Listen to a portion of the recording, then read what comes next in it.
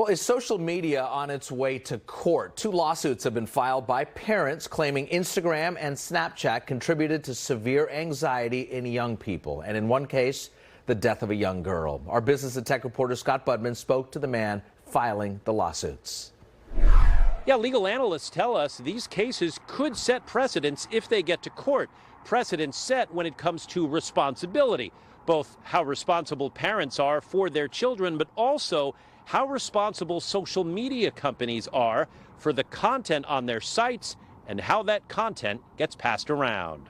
In the case of Tammy Rodriguez of Connecticut, a tragic end. Her 11-year-old daughter, Selena, died by suicide after, Rodriguez says, developing an addiction to Instagram and Snapchat.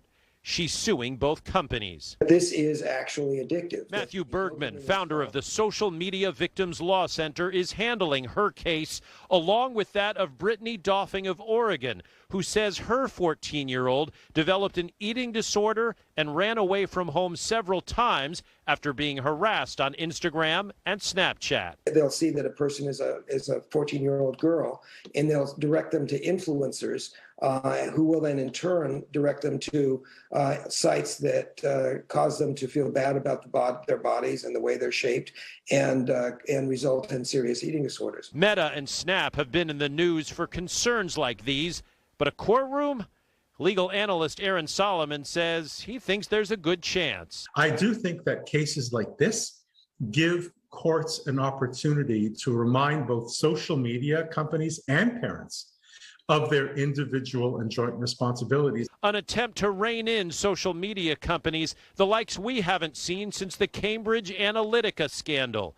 It won't be easy. So by saying that these applications, whether it's Snap or Meta or Twitter or anything else, are so inherently dangerous that even with parental control and supervision, their child ended up dying from suicide is going to be a very difficult stretch in the courtroom. Snapchat is not commenting on the case, but has said it's devastated by Selena's death. We reached out to Meta, but have not heard back. Scott Budman, NBC Bay Area News. As a reminder, if you or someone you know is struggling, there is help available 24/7. You can call this number anytime, 1-800-273-8255.